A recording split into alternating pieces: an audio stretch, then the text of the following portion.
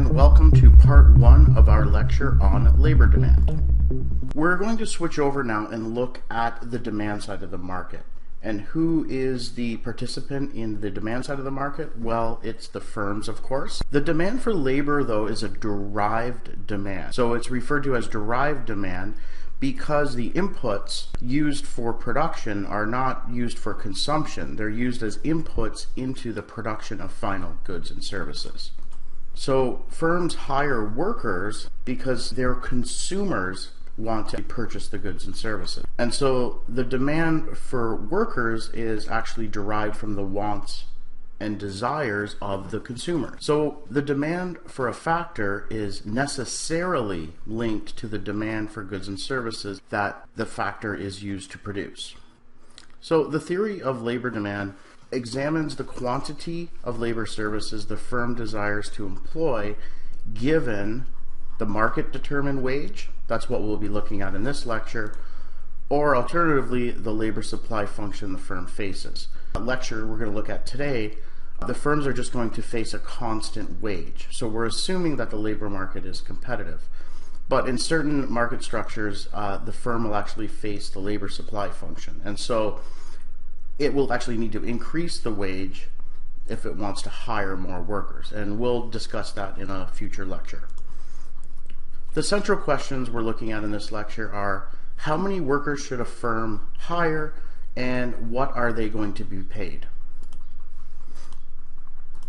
Okay, so there's two time horizons that we need to consider when we're thinking about the demand for labor. The first is the short run, and we know what the short run is. We've seen this before. You've seen it in your microeconomics lectures. It's simply a time period in which one or more of the factors of production cannot be varied. Okay, so one of the inputs to production is fixed. The context we typically think about is where capital is fixed. For example, a pizzeria. In the short run, the size of its building or its kitchen, the number of ovens it uses is fixed. It can vary its labor in the short run, but in the short run it cannot vary its capital. But over time, so in the long run, we are thinking of a time period where all factors of production are variable. So in terms of a pizzeria, any pizzeria in the long run can alter the size of their kitchen, the number of ovens they're using, etc. So the short run is when one input is fixed. We typically think of capital as being fixed. And in the long run, there are no fixed inputs to production. All of them we think of as being variable. Today, we're just going to look at the short run and look at the short run demand for labor. Okay, so the demand for labor depends on the firm's objectives and constraints, of course. So their simple objective is to maximize profit, and they face a number of constraints. One is the market structure that they're in. Two, the demand for the product. Okay, so the consumer demand for the product. So factor prices are also important. The production function, which gives the maximum output given the various combinations of inputs. So the firm's objective is to maximize profits, and it has a number of constraints. Of course, the decision-making frame, short run versus long run, is key. And again, in this lecture, we're just going to look at the short run. In the next lecture, we're going to look at the long run. So market structures. So let's talk a little bit about what we mean by market structures. We know what market structures are, but in the context of the labor market, what are the different market structures? So we know the market structures in the product market. We've seen these before. We have, of course, perfect competition, monopolistic competition, oligopoly, and monopoly. And these are listed in decreasing degree of competition. Of course, in a monopoly, there's no competition at all. There's only one firm. Now, in the labor market, we can have similar market structures, although they're going to have slightly different names at times. In the case of perfect competition, we would have many people supplying their labor, and we would think of each particular firm facing a fixed wage. We have monopsonistic competition, and so that's the analog of monopolistic competition. And so the individuals in the labor market could vary their services to a bit of an extent. Again, we'll look at that shortly.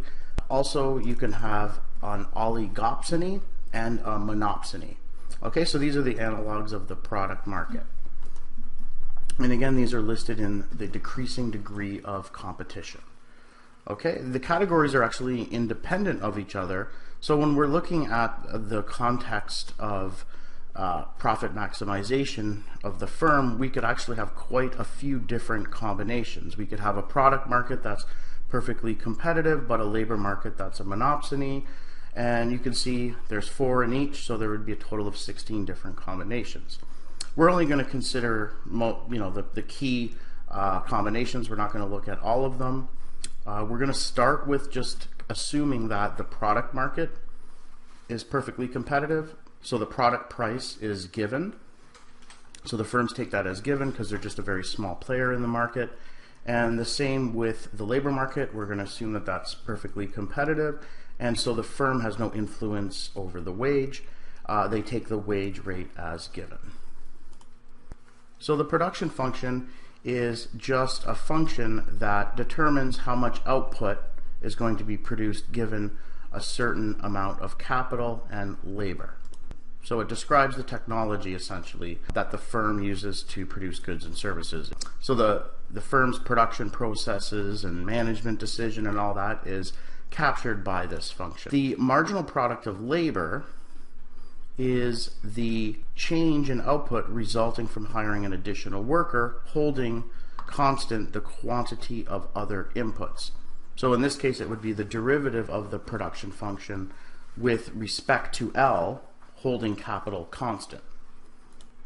The marginal product of capital is similarly defined. It would be the derivative of the production function with respect to capital, but holding labor constant. Okay, so when we're thinking of the marginal product of labor, we're thinking about how much extra output do we get from hiring an additional unit of labor. And for the marginal product of capital, this would be the additional output we get from increasing the amount of capital by 1 unit, holding labor constant. Okay? So we're going to assume perfect competition for now. We're in the short run, right? So we're going to assume that capital is fixed. We're assuming that we just have 2 factors of production to keep the exposition simple. So we have labor and capital. These are used to produce output. And we're again going to assume that capital is fixed. So we're just going to put a bar over top of K to let us know that it is fixed. Let's look at an example now, some data. So here in the first column, we have the units of labor. In the second column, we have total product, Q. So if we don't have any labor, we're not going to be able to make anything. If we hire 1 person, we're going to be able to produce 4 units of output. If we hire the second person, our total output would be 16, and so on. Now let's calculate the marginal product of labor. Well, the marginal product of labor is just the change in Q divided by the change in L. And here the change in L is always 1, so that makes our calculation very easy. So the marginal product of labor here is going to be 4. So when we hire the first person, that additional amount of output that we get is 4. When we hire the second person, we get a marginal product of labor of 12. So we're getting 12 more by hiring that second person. And so in this case, we have that, there must be some synergies going on here. When we only have 1 person, they can produce 4. But if we have 2 people, it's not as if the quantity just increased to 8. It actually increased much more. Okay, so we're getting more output per worker as we add workers up to this point. When we hire the third unit of labor, we have 36. So it jumps all the way to 36.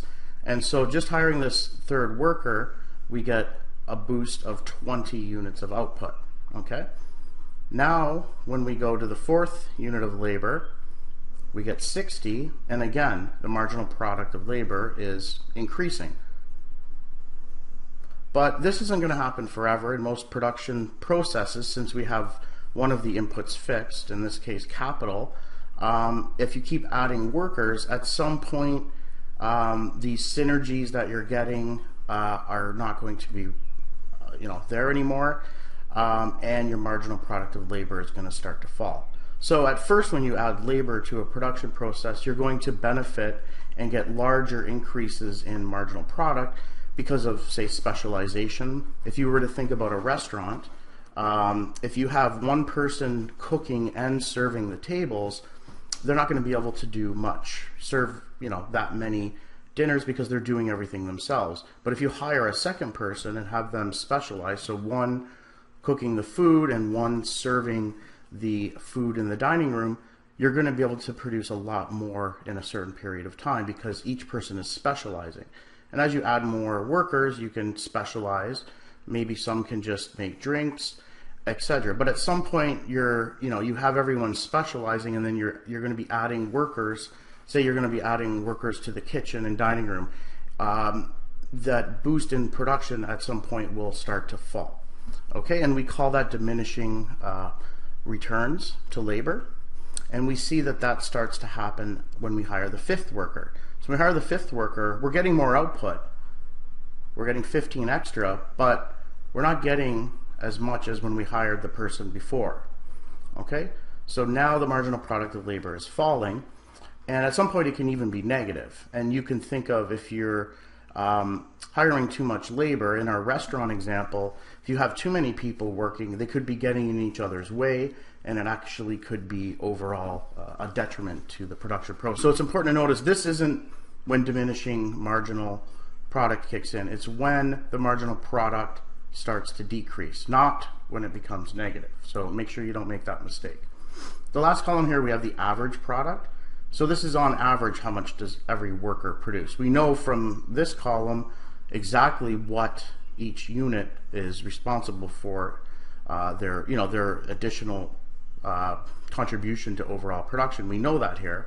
For example, from the second person, when we go from 1 to 2, that person makes 16 extra units. But we want to measure of just on average, what's the average product per worker. So in this case, we're just going to look at the total quantity and then divide it by the number of workers. That's what average product is. It's the total output divided by how many units of that input were used to make it. So it's on average. We know in this example that the first person makes 4, second person increases total output by 16, but on average, each produced 8. And that's just from taking 16, dividing it by 2. So the average product when we have 3 units of labor is 36 divided by 3, which is equal to 12, and so on. So when the marginal product is above the average product, it's going to increase it, and then when it becomes below, it will pull the average down. Let's look at these in a diagram. So in the top panel, this is total product. Okay, so this is just plotted against number of workers. So if we have 1 unit of labor, we get an output of 4. If we have 2 workers, we get an output of 18, and so on. As I said, there's this thing called the law of diminishing returns. So where does that set in? Well, we said it sets in at the 4th worker. Now, what's interesting about this point that we see here, does anyone know the mathematical name for it? Well, in this portion, the amount, total product, or Q, is increasing at an increasing rate.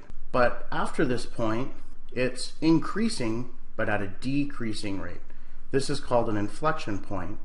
And the inflection point is where the diminishing returns begins to occur in this example. Okay? And then here we see that production actually starts to fall. So this is the point of diminishing returns. It's the inflection point. and this is the point of maximum total product. Now let's look at the marginal. So below, we're looking at marginal product. And so this is simply the derivative of this function with respect to L. Okay, so you can think of this showing the slope of lines tangent to this curve. And of course, at this inflection point, that's where the marginal product is the highest. So when we hire up to 4 units, we're always getting more and more output. So it's increasing at an increasing rate. Then all of a sudden the marginal product is falling. So we're still getting more and more output, but it's increasing at a decreasing rate. Okay, so this inflection point corresponds to the top of the marginal product of labor, and this is the point of diminishing returns. And then at some point, marginal product can even be negative. So here, if we hire the 8th worker, he or she might just be getting in the way of the other employees, and so is actually making things worse, and so production would actually be less by hiring this person, and so the marginal product is negative. And the point of maximum productivity is the top of the AP curve. Remember, this is average product, so this is just how much each worker produces on average. Okay, and so this is the most productive point here. And so that means we're getting the most output on average per worker. And so clearly here we see that average product will rise when the marginal product is increasing, right? So if this is the average and what we're adding to the average is an increasing number, we're going to have that the average is increasing. Here it's falling, and so the average product is going to begin to fall. And at some point they're going to become equal. Okay, if this is above this, this is falling, this is taking the average, so at some point it's going to lead you to have the exact same number for both, and then this keeps falling, and so the average product curve keeps falling as well. Okay, so we know that the objective of the firm is to maximize profits, okay? The profit function is simply price times quantity. Okay, so the price of the good times the quantity, so that's total sales. And then we subtract from that our costs. And so we're assuming we just have capital and labor. And so here the cost is the wage times how many people we employ. And sometimes we use L, sometimes we use E. In this case, you know, think of this as an L, it's the same thing. And then we also have the cost of capital, which is the rental rate of capital times the amount of capital used. And again, this is going to be fixed in this lecture. So again, P times Q is total revenue.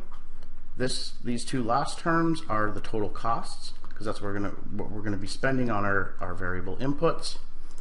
And so the overall profit is this. So perfectly competitive firms cannot influence prices of output or inputs. So we're going to be taking both the wage and the price of capital as fixed, and the amount of capital is as fixed as well. Okay, in economics we think on the margin. So in a nutshell, you should keep doing something as long as the marginal benefit of doing it exceeds the marginal cost, right? In this case, we're thinking of producing. So we should keep producing, a firm should keep producing as long as the marginal benefit of that exceeds the marginal cost. So in this context, what's the marginal benefit? Well, the marginal benefit is the additional revenue you get from hiring the extra person. So it's the increase in your revenue as a, so it's your change in total revenue over the change in L. And we can calculate this, we'll see in a second, by just taking the marginal product of labor and multiplying it by the price. In this example, because price is fixed, we can just multiply it by the marginal product of labor, and so that's the additional benefit. If you hire someone, they're going to produce some output. That output has some value measured by the price. You multiply them, that's the value. So we should keep hiring as long as the marginal revenue product, or the marginal benefit from hiring an additional worker exceeds the marginal cost. And so what's the marginal cost in this context? Well, it's the wage. And so we should keep hiring people as long as their benefit is higher than what we're paying them. That's all this is saying. Okay, so this is answering what I was just mentioning. So what's the marginal benefit of an additional worker to increase output?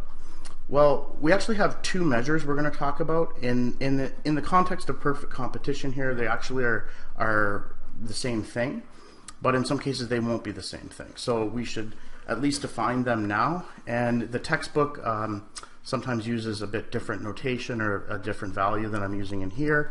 But for this lecture, these two terms I'm going to explain to you in a moment are the same. So the first is the value of marginal product of labor. Okay, this is simply the marginal product times the dollar value of the output. So it's just the marginal product of labor times the price. Okay, and we call that the value of marginal product. Okay, so this again indicates the dollar benefit derived from hiring an additional worker, holding capital constant. So, and in the short run, we are holding capital constant. So in this case, it's the marginal benefit of hiring additional workers. So that's equal to the VMPE. Marginal revenue product of labor, and this is what I mentioned in just previously, it's the more general term. Usually this is used a lot more. It's the marginal product of labor times the marginal revenue of output. Okay, so that's the only difference. It's multiplied by the marginal revenue of output. But we know in perfect competition, the price and the marginal revenue are the same. So this P is equal to this. And so here, the value of marginal product is equal to the marginal revenue product. So in this case, both of them are the same thing. So we can use them interchangeably in this lecture. So we'll use the marginal revenue product of labor in the following discussion. So sometimes I'll switch back and forth, but they're the same thing in this lecture. So make sure you are aware of that. Now, later on, if you think of a monopolist, well, their marginal revenue is not equal to the price. Okay, so you can see that in some cases this would not hold, and so in that case we're going to be using the marginal revenue product of labor, and we're not going to call it the value of marginal product.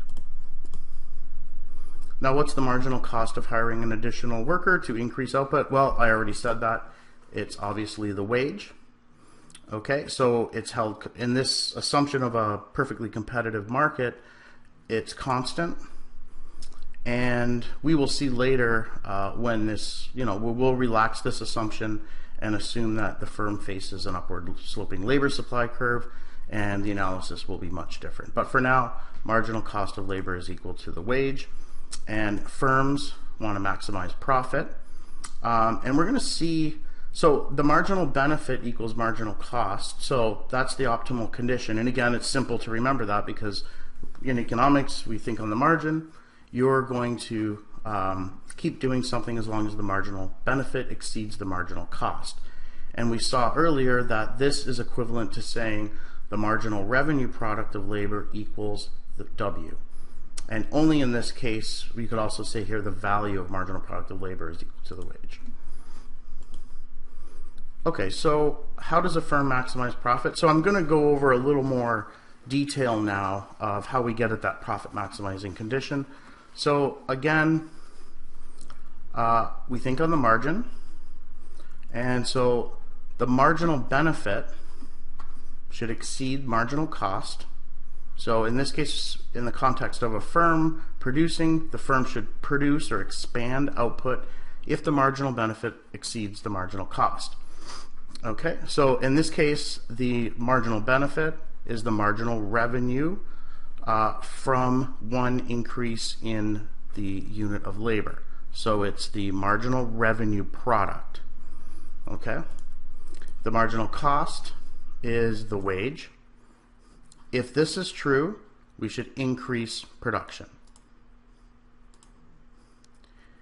if the, and again, so this is just, rewriting this as a marginal revenue product. There's an N here, but it equals number of workers or labor. So this is the same thing as an L. Okay, so again, overall, we should keep hiring if the marginal revenue product exceeds the wage. Okay,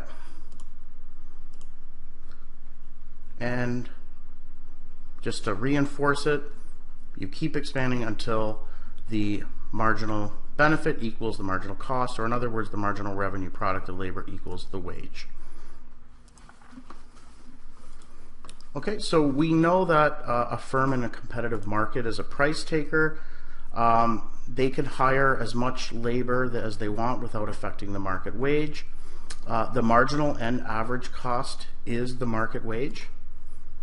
And they're going to hire until marginal revenue product of L equals the wage. And so we're going to see then that the short-run labor demand curve is actually the marginal revenue product curve. Now, to understand that, it's very simple. What is in a typical demand curve? What variables are we looking at? Well, we have the price on the horizontal or on the vertical axis, and the quantity on the horizontal axis. And so, in a labor market, we have wage on the vertical axis, and on the horizontal axis, we have the number of units of labor hired. Okay, and so the labor demand curve is the relationship between the wage and how many units of labor is going to be hired. Okay, well, the optimum condition sets wage equal to the marginal revenue product of labor. So if we know the wage in the market, then we set that equal to the marginal revenue product of labor and figure out what quantity is associated with that. And so that is information about demand. So the marginal revenue product curve is actually the labor demand curve. Let's look at a diagram to make that a little more clear. So, and then we'll actually work out the mathematics. So in general, profit is revenue minus cost. Okay, we know that here revenue is price times Q. We know Q is a function of labor and capital. Here capital is fixed. And then we know our costs relate to our labor and capital, how much we use times their prices. So minus the wage times labor minus the rental rate of capital times the amount of capital used, which again is fixed. So if we take the derivative of this with respect to L, then we're going to get this term. So pi prime, so that's representing the derivative of this with respect to L, is equal to P times Q prime L. So this here is just this, the derivative of this with respect to L. Okay, and what is that? That's actually the marginal product of labor. Okay, and then we take, we subtract away the derivative of this with respect to L, which is just W. There's no L's here, so the derivative here is equal to 0. Okay, so we've taken the derivative of this, and we want to set that equal to 0 to find the maximum amount that we should hire. So again, this is the marginal product of labor. When we multiply it by P, it's the marginal revenue product of labor. Okay? We're setting that equal to 0, and of course we bring down the wage, and we can rearrange this to get this condition here. So remember, this marginal revenue product of labor is just P times MPL. So here I'm just writing that fact again. The marginal product of labor times the price, which is this thing, has to equal the marginal revenue product of labor. These are the same thing, and which we also know is the same thing as the value of the marginal product of labor. Here it's the same. And the optimum condition states that, these things must equal the wage. If we look here, we move this on the other side of the equal sign, cancel the negatives, and we get that the marginal revenue product of labor has to equal the wage. And then we can just rewrite the marginal revenue product of labor as value of marginal product of labor. That's what the textbook does in this chapter. They use this variable, so we'll use that here. So that's the profit maximizing condition. So the labor demand curve then is just derived from varying the wage and plotting the associated levels of L that maximize profit, right? If the market wage is W1, the firm will take that as given, set that equal to its value of marginal product of labor, and this will be a function, and you'd be able to figure out what the L is that you should use, the maximum number of workers. Okay, and that is this L right here. So if the wage in the market is W1, the firm will want to hire this much labor. If the wage is W0, the firm will want to hire this much labor. And if the wage is $2, or sorry, if this is the wage here, W2, they'll want to hire L2 units of labor. And so we trace that out, and here we're saying that there is a negative slope, so that it's downward sloping. And that's actually a consequence of diminishing returns.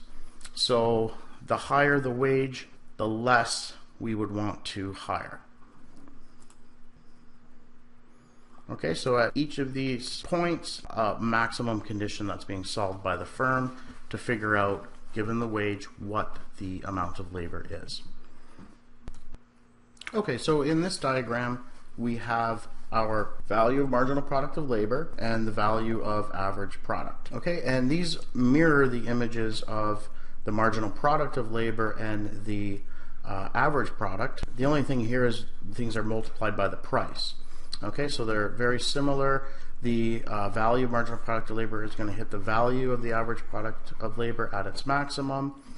And so let's think about what a firm would do if the wage was W0. So in this case, a firm, the wage was W0, they would hire L star 0 units of labor. If the wage was W1, we go over, see where that equals the value of marginal product of labor, equals it here, and so they would hire L star 1 units of labor. But what about if the wage is higher than W1? Are we still going to set that equal to the value of the marginal product of labor and look down and see how much the firm would hire? Well, the answer is no. Okay, so for example, at a wage of W2, we're going to say that the firm is going to shut down. The reason why is simple to see. We know that a firm must cover its variable costs. Its fixed costs are sunk costs, so they have to pay them anyways. But the variable costs are not sunk costs. And so if the firm is not able to cover their variable costs, then they should shut down, because they'll at least minimize their losses. So if we look, in order to be able to cover your variable costs, the price times the quantity must exceed the variable cost, which is wage times labor. If we divide both of these by L, we'll see that that's equivalent to saying that the value of the average product of labor must be greater than or equal to the wage. Okay, so at W2, we see that that's not true. So let's look at W0. So at W0, the firm would hire L star 0 units of labor, and so the wage is W0, and at this level of labor, the value of average product would be here, and it would be higher than W0. Okay, so here the firm's not going to shut down. The value of average product of labor is greater than W0. But for this point here, so if the wage is W2, we set that equal to our value of marginal product of labor, we would get this amount of labor. But at this amount of labor, the value of the average product of labor is less than W-2. So this wouldn't make sense. The firm would minimize its losses by shutting down. And so the actual demand for labor is the value of the marginal product of labor, or the marginal revenue product of labor, for when the value of average product of labor exceeds the value of the marginal product of labor. So it would be this curve right here, that's this thick curve here. That's what we would be looking at. So the value of marginal product of labor, or the marginal revenue product of labor, is the demand for labor curve, but only for a certain range, which is indicated here.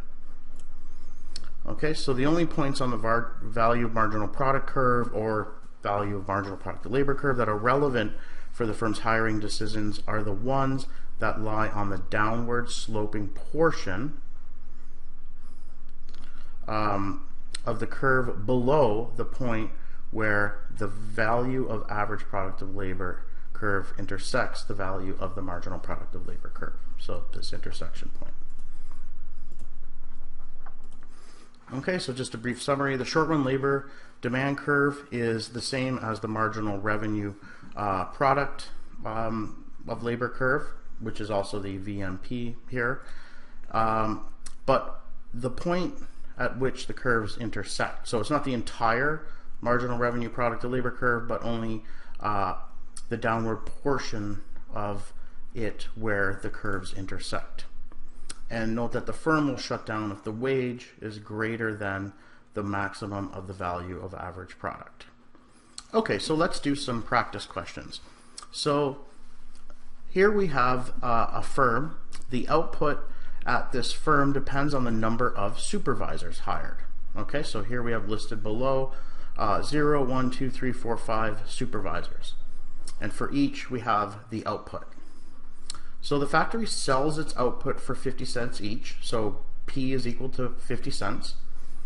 It hires 50 production workers at a wage of $100 per day and needs to decide how many supervisors to hire. The daily wage of supervisors is $500, but output rises more, output rises as more and more supervisors are hired, as shown below. So the question is, how many supervisors should it hire? Okay, well, what we need to do is first calculate the marginal product of labor. Then we need to calculate the value of the marginal product of labor.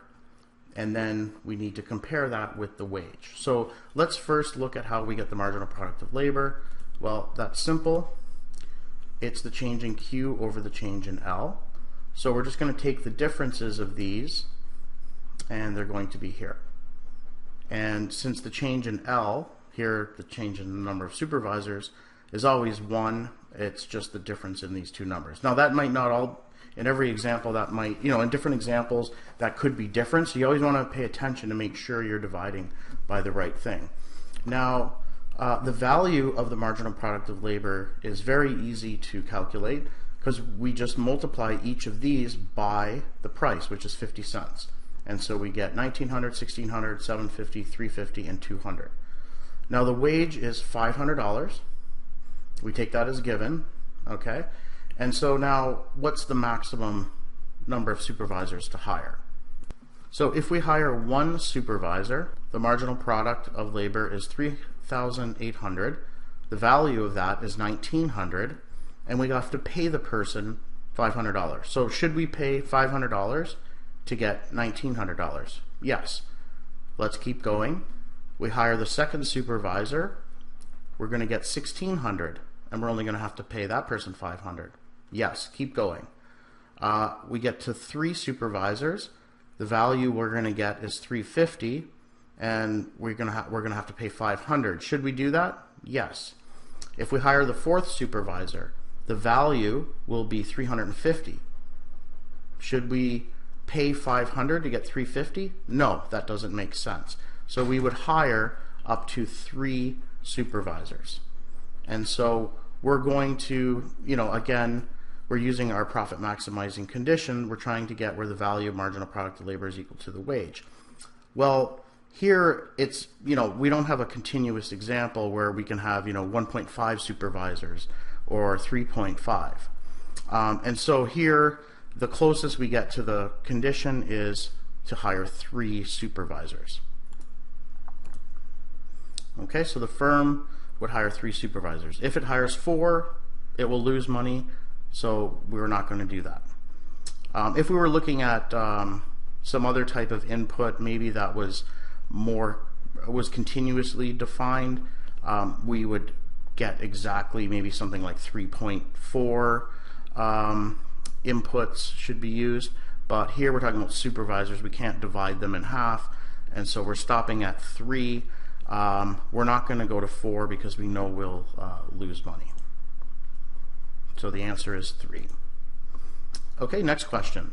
Suppose the hourly wage is $10 and the price of each unit of capital is $25. The price of output is constant at $50 per unit, and we're given the following production function. Q is equal to E to the 1/2, K to the 1/2. Suppose the current capital stock is fixed at 1,600 units. Okay, so remember that K is equal to 1,600. It's asking us to find the marginal product of labor. Then it's asking us how much should the firm hire in the short run, and then what its profit will be. Okay, so the first thing we need to do is take the derivative of the production function with respect to E. Here E is the amount of labor. And so when we do that, we get that it's equal to 1/2 times K divided by E to the 1/2. And remember, when you take the derivative, you're putting this into the front and subtracting 1 from the exponent, and then here we're just simplifying. Okay, so we have our marginal product of labor. It's equal to this. Okay, so now we need to figure out how many units of labor the firm should hire. Okay, so we know we need to set the value of marginal product of labor equal to the wage. So first let's figure out what the value of marginal product of labor is. Okay, so we know we're going to take the marginal product of labor and multiply that by marginal revenue, or actually it's going to be multiplied by the price here.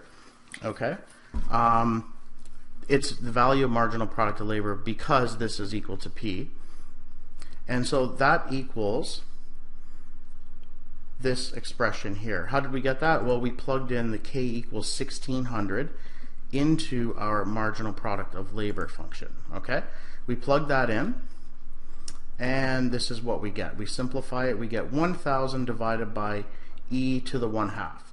Now, how do we solve for the optimum number of workers? Well, we're going to set this equal to the wage.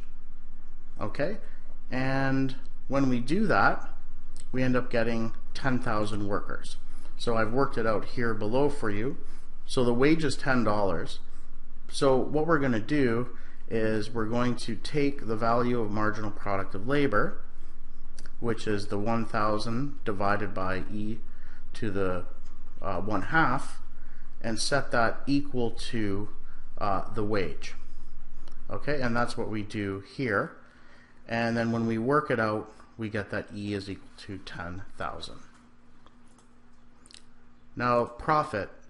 Well, we know the profit to the firm is equal to its total revenue, which is price, which is $50, times Q. So this is the production function. And we're going to plug in our number of workers, which is 10,000, and our fixed capital at 1,600. Okay, so that'll give us our total revenue. And then we subtract from that total cost. So the wage is $10. We're going to hire 10,000 workers. So that's the cost of workers, and minus the price of capital times how much capital we're going to use.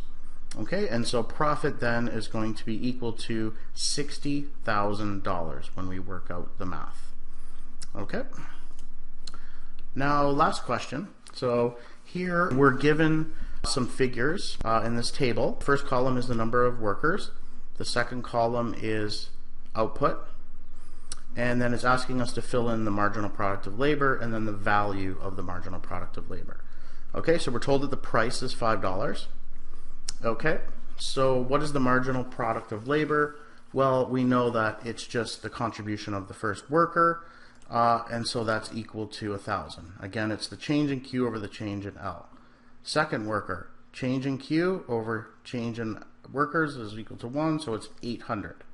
Okay, the difference here is 600, etc. So we always have diminishing diminishing marginal returns here. Now the value of marginal product of labor, how do we get that? All we do is multiply this by 5. Okay, so that's easy. Now it wants us to graph this. It wants us to graph the value of the marginal product of labor. Okay, so if we do that, we'll get this. So if the wage is 5,000, they'll hire one worker, etc. Okay, so that's the value of the marginal product of labor curve, and so that's also the demand for labor curve. Now, what happens if the wage was $2,500 per week? How much would this firm want to hire? Well, if the wage is $2,500, we're going to set that equal to the value of the marginal product of labor, and it's going to be equal here at 3.5 workers. Well, we're not going to hire 3.5 workers, we're going to hire 3 workers. Okay, so the answer is equal to 3. Again, any amount smaller than 3 would not be smart. So hiring 2 workers would not be smart, because you can hire an additional worker and get more in terms of revenue than you would pay out in terms of a wage. If you were going to hire 4 workers, that wouldn't make sense, because you would be paying more for the worker than what that worker is going to contribute to revenue. Okay, so 3 is the best number of workers. It's the one that optimizes the firm's profits.